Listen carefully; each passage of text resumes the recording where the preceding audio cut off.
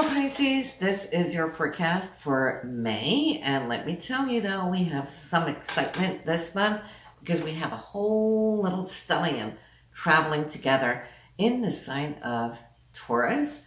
And when they travel together, they infuse each other with all their enthusiasm, right? And talk about enthusiasm, because on May 1st, expect the unexpected. There's going to be a big OMG factor. All right.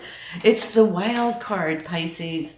Uranus, you never know what we get. That's why we love Uranus, because it charges us with energy. It's like that lightning bolt that strikes us, right?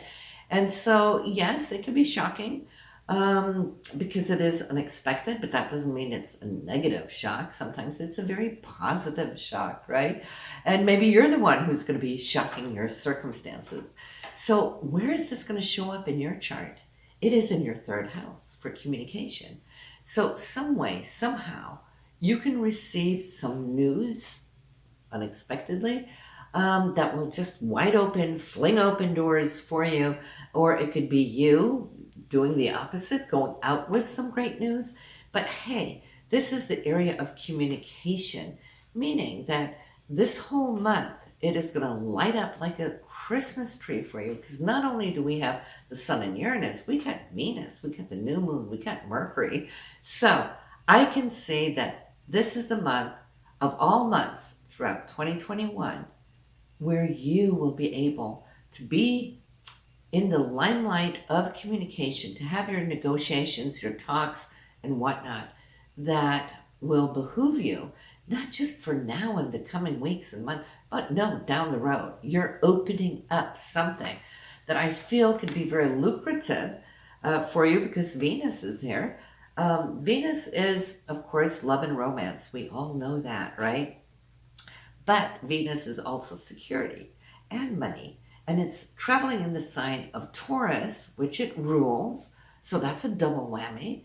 So this shocking, unexpected news, what could that be? Could it open an opportunity for you to either find new love and romance and have that align itself with you? Or could it open an opportunity for you to make some more money? Now, that could very well so be. Venus and Taurus both, they love beautiful things and beautiful people and great foods, great quality, all of those things. So this is a month where I feel that quality is going to be showing up in your life, right?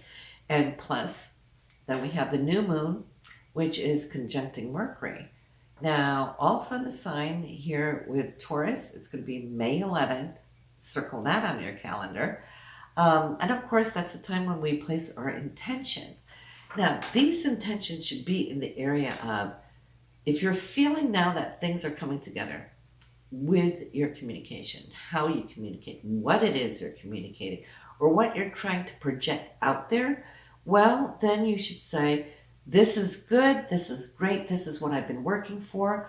I want more of that as we move forward, meaning throw the anchor out and say, I got this, and I'm going to hold it here as I move forward. And, you know, it's going to be such a wonderful thing, because Mercury will help you communicate your needs and wants, or promote you if you're looking how to promote yourself at this time. Not only infused by that new moon, but hey, around that same time, Pluto is coming in with a beautiful trine. That's a 120-degree aspect. And Pluto is intense, okay? It's passion. It will cut to the core of what it is that you want. It will keep you aligned and targeted to that goal, to that specific, that you will surprise yourself just how direct you can be. I mean, it is truly so raw as it can be, but it's also genuine. So if you're normally a shy person and you don't know how to really promote, third house of promoting, right? Don't worry. Pluto will give you that oomph that you need to really just do it in a way where it just comes across very natural, very open, matter of factly. Because why? It's because it is true. you're allowing yourself to have that true sense of self coming out in what it is that you are speaking. So if you're having, say, an interview on this day, you'll not hold back, you won't be shy, but I'm not saying that you're going to go out there and overly flaunt yourself either.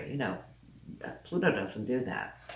Mercury doesn't really do that. Now, Jupiter can do that, be a little bit overboard with things, right? No, it's just very precise. So it's like laser cut. We have Mars cruising on its own, but that's okay. It doesn't have to have aspects to be super powerful. Actually, it's powerful when it's not being challenged at all. This is showing up in your fifth house, which I love because your fifth house is your creativity, Pisces. So I can feel you have this stream of a steady course where you're navigating those waters of bringing that creativity to a new level. It goes through this house once every 2 years, and it's visiting this area here right now. So I don't feel there's going to be a lot of distractions or a lot of challenges that's going to hold you back, right, or delay you.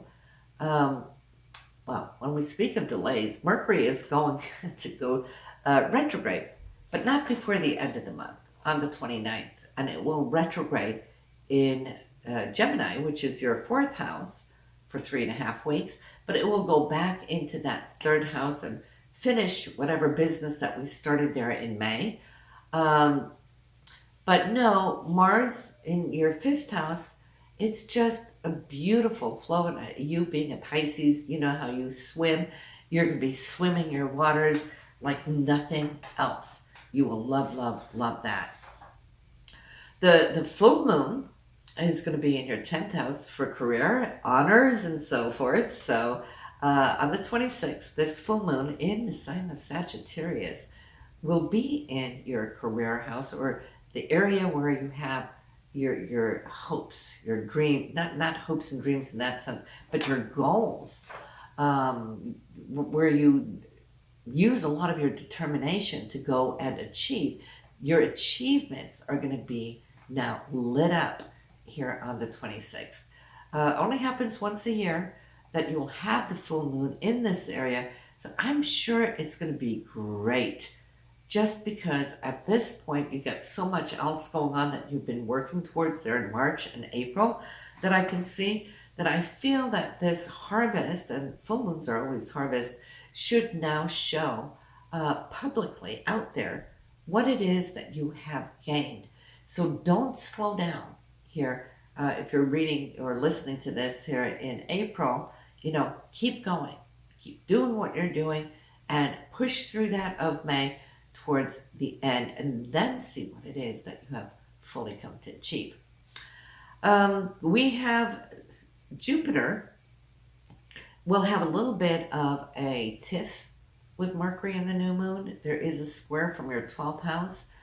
Don't really feel necessarily that it will be a great challenge or something that necessarily has to be out there, publicly, or interacting with somebody, since it's more coming from your subconsciousness.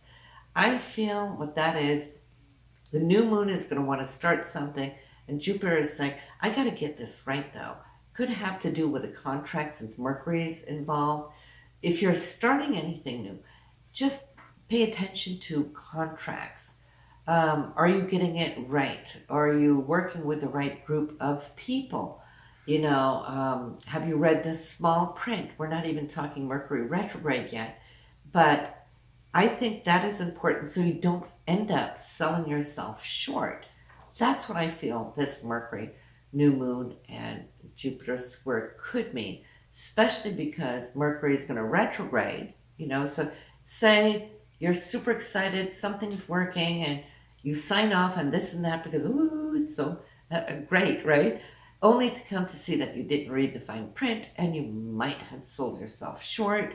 So I just say, pay attention, especially if it comes to needing to sell anything that you have been working on, any kind of scripts, third house, it's presentations, whatever it is, whether it's your artwork or your writings or screenplays or whatever that could be.